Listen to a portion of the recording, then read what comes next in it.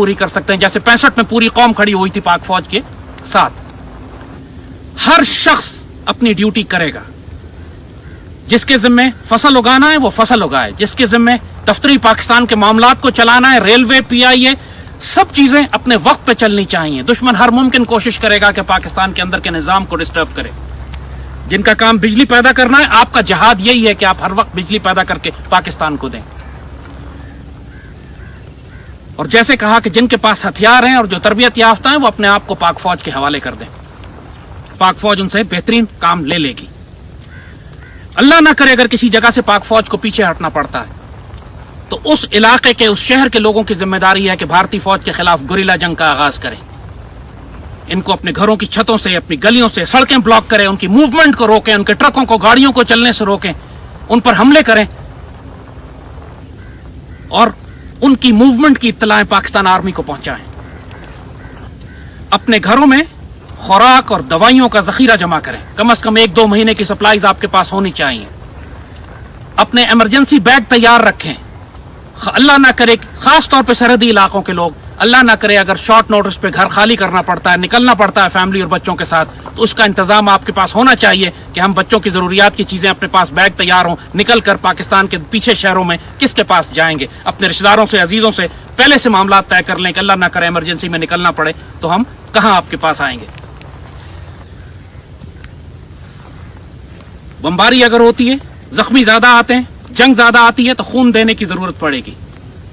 जो कुछ नहीं कर सकता, जो सेहत, तंदुरुस्ती, सलामती अल्लाह ने उसको दी है, तो कम से कम अपना खून वो पाकिस्तान के मुजाहिदों के लिए दे सकता है। आपको अस्पतालों में खून देने के लिए तैयार रहना चाहिए। जिसके पास जितना वक्त है, इस वक्त को जाया न करें, तैयारी करें। जितना वक्त अल्लाह आपको दे रहा है, ये उसकी रहमत है, वरना एक मरतबा ये गज़वा शुरू हो गया, फिर ये बहुत तवील अरसा चलेगा, शायद सालों चले। आने वाला वक्त बहुत मुश्किल वक्त आ रहा है इस कौम के लिए। जिन्होंने मजाक और मस्खरापन करना था, जिन्होंने इस बात से इनकार करना था, आज उनके पछताने का दिन है, क्योंकि ना वो तैयार हैं, ना उन्होंने कौम को तैयार होने दिया। हर पाकिस्तानी इस जंग में पाक फौज के साथ खड़ा होगा, चाहे हमारे कबायली इलाके के मुजाहिदीन हो, चाहे पाकिस्तान के अंदर रहने वाले वो पाकिस्तानी हो कि जिनके पास हथियार हैं, लाइसेंस हैं और वो इनका इस्तेमाल जानते हैं। अपने पास जो आप कानूनी तौर पर कर सकते हैं, एमुनिशन का स्टॉक जमा करें जो लीगली आपको अलाउड है। एक मरतबा लेकिन अगर जंग शुरू हो गई तो उस वक्त सिर्फ मार्शल लॉ होगा। उस वक्त आपको जहां से हथियार मिले, जहां से एमुनिशन मिले, लें और पाकिस्तान फौज के साथ खड़े हो जाएं जाकर। पाक फौज अकेले इस जंग को नहीं लड़ सकेगी। पूरी पाकिस्तानी कौम को पाक फौज के साथ खड़े होकर इसमें शरीक होना होगा। ये बात 65 में भी हो चुकी है, 71 में भी हो चुकी है। 71 में दुश्मन ने मुक्ति बाहिनी के जो गुरिल्ले इस्तेमाल किए थे, वो सारे सिविलियंस थे। उसके उन सफों में इंडियन आर्मी शामिल थी। TTP के जिस तरह दहशतगर्द हैं, ये सब सिविलियंस हैं, लेकिन जिनको मुसल्लह तरबियत दी गई है पाकिस्तान फौज के खिलाफ लड़ने के लिए। MQM के अर्बन दहशतगर्द सब सिविलियंस हैं, लेकिन वो कराची में बहुत बड़ा फसाद खड़ा करेंगे, हमें मालूम है ये बात।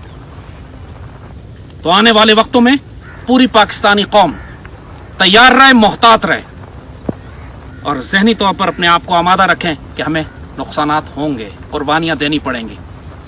अपने नुकसानात पर, अपने जान और माल के नुकसान पर, अपने रिश्तेदारों की शहादतों पर मातम नहीं करना, क्योंकि पूरी कौम अब इसी आजमाइश में से गुजारी जाएगी।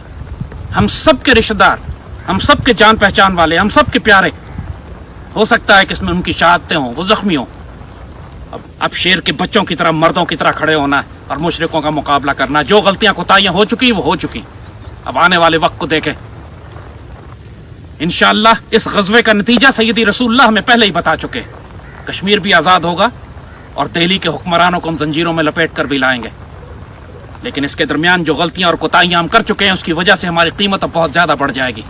आजमाइशें अब ज़्यादा होंगी, लिहाजा घबराना नहीं है, हौसले के साथ और अल्लाह का जिक्र कसरत से। याद रखो, मुसलमान की दुआ और एक मोमिन की दुआ उसका सबसे ताकतवर हथियार होती है। अल्लाह ताला का हुक्म है कि जब काफिरों से टकराओ तो फिर अल्लाह का जिक्र कसरत से करो। ये पूरी कौम के लिए तौबा और इस्तिग़फ़ार का वक्त है।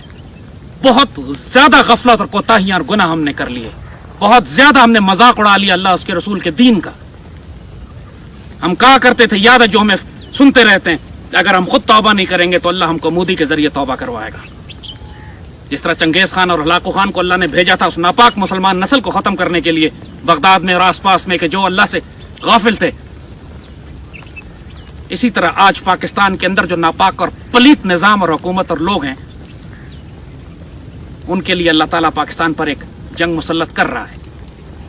جو پاکیزہ لوگ ہیں وہ جانتے ہیں کہ یہ وقت وفا کا ہے، یہ سرفروشی کا ہے، یہ قربانی کا ہے. ہم میں سے ہر شخص مجاہد ہے، چاہے آپ سوشل میڈیا کی جنگ لڑیں یا زخمیوں کو خون پہنچائیں یا مجاہدین پاکستان آرمی کو کھانا پہنچائیں، آپ سب اس غزوے میں، اس جہاد میں شامل ہیں. اپنے آپ کو چھوٹا نہ سمجھیے گا. اب ماتم نہ کریں کہ ہم کیا کریں گے، حکومت کچھ کرے. حکومت کچھ نہیں کرے گی، کرے یا نہ کرے آپ خود ذمہ دار ہیں. اپنی تیاری کیجیے، اپنی صحت کا دھیان کیجیے، اپنے گھر والوں کا دھیان کیجیے، اور آنے والے مشکل وقت کے لیے اپنے آپ کو اچھی طرح تیار کریں.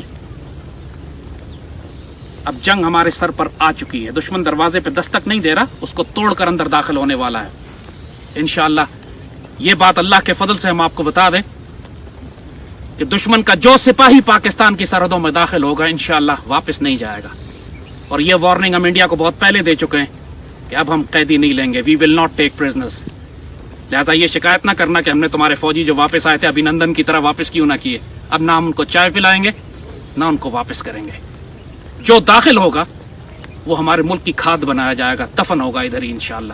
پوری پاکستانی قوم نعرہ تکبیر لگا کر سیدی رسول اللہ کی اس خوشخبری اور بشارت پر عمل کرے گی کہ غزوہ ہند میں جو شامل ہوگا وہ غازی ہوگا، اور جو شہید ہوگا وہ افضل الشہداء میں شامل ہوگا. اور یہ کشمیر کے مسلمانوں کو بھی ہم پیغام دے، گھبرانا نہیں. اب اس جنگ میں تم نے خود ہمارے ساتھ کھڑے ہونا. انشاءاللہ ہتھیار اور اسلحہ تم کو پہنچ جائے گا. تم ہندوستانی فوج سے چھینو یا تمہارے کشمیری بھائی پاکستان سے لا کے تمہیں دیں، انشاءاللہ تم مسلح ہوگے جلد.